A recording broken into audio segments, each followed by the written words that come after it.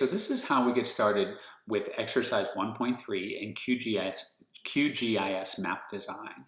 We start out by bringing in the 110 million scale countries of the world, which is once again under the Natural Earth Vector Packages GeoPackage. Once we've dragged and dropped that in, we'll see a map that looks like this. The first thing they ask us to do is make a custom projection, a custom map projection that is not yet incorporated into this program. The way that we do that is we go under Settings and we go to Custom Projection, and then we use this little plus bar to make a custom projection. Instead of calling it New Coordinate Reference System, I'm going to call it the Equal Earth, because that's what they ask us to do. And then you'll type this into the parameters, okay, or cut and paste it from your textbook. Once I say OK here, it doesn't appear, but now if I go under Project and Properties and click on the Coordinate Reference System tab, I can search for the equal Earth that I just created, say OK, and now it reprojects the data for us. So now it's in a different projection system where every country on the Earth represents how big it actually is with respect to other countries on the Earth. So the first thing that we want to do here is we want to go into the layer by double-clicking on it or right-clicking in Same Properties and change the symbology. The reason that all the countries are the same color here is because we're just using one single symbol, kind of a goldenrod color, in order to fill that all in. We're going to use different colors instead. So I'm going to use this drop-down menu here and go under Graduated Colors. And we're asked to set this to a certain type of graduated color.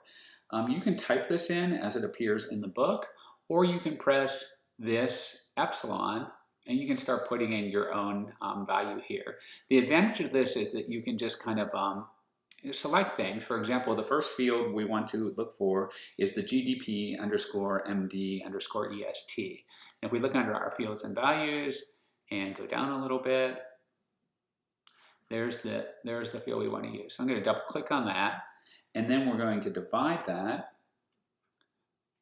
by the estimated population, because we don't want to just know the GDP, but we want to know how many people live there as well. So I'm going to go under there, and there's the estimated population, double click that. And then we're going to multiply that by 1 million. And I usually just type in the number, making sure I get all my zeros in there, and then I say OK. So now we have this formula to apply, but we just need to press classify. We'll get 5 different classes in order to see those classes. So this gives us 5 different classes, and then once I classify it, I can apply it to the map. I think we can kind of see part of the trouble here. Most of the countries don't have that much money per person, so they appear white. We don't use much of the pink values in between. In countries like Antarctica, where almost no one lives, but maybe the scientists doing there are making okay money, they're showing up as a really high GDP per person. If we wanted to look at this in a different way, we could look at the histogram. And the histogram, I'm going to load the values, and this shows where the different colors show up. So that we can see that in some cases, like this range here, we only have one red country showing up. In this case here, we only have maybe half a dozen or less, and we get a lot of countries showing up in white. If we wanted to, we could move these around in order to try to make a better map.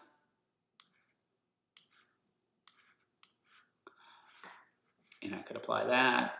Now we're starting to get some more pink in the map, but we're going to actually do some other things in order to try to make this look better. I'm just going to say OK here, or let me say OK. So the way that we want to adjust this is we want to make a roles-based classification. We're going to have 2 different roles, and then within the second role, we're going to actually use a graduated color scheme like this. So let me turn this off for a minute. I'm going to redrag this in, and you can see that it's still in the proper map projection because we've set that for our entire project here. But now what I'm going to do is I'm going to go in here, and instead of doing single symbol or graduated, I'm going to go to this roles-based one. And the first thing it asks us to do is to, I'm going to go ahead and add a role, and that's going to be this one here for the for the filter, what they ask us to do is put in an expression like this. I'm just going to cut and paste, but you can also type it in, or you can use your selector here to do that. But I'm just going to put that in here. And the first one is supposed to be everything that's not this. So I'm going to say not.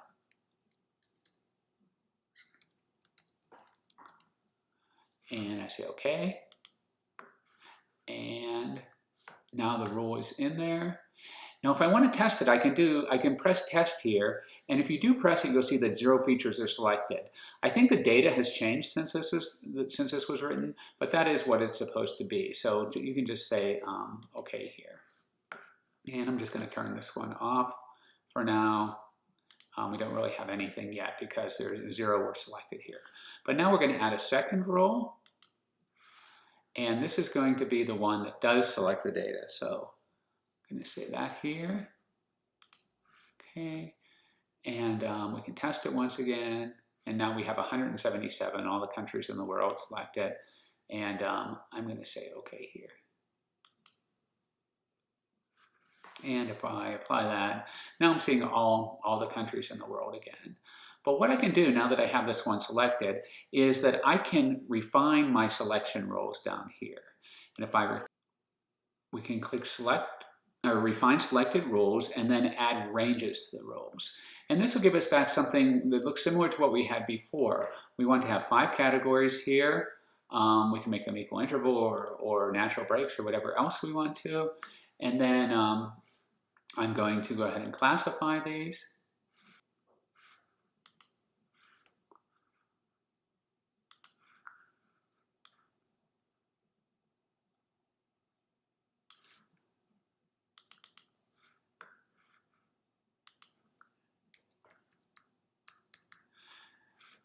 The same formula we used before. I say OK.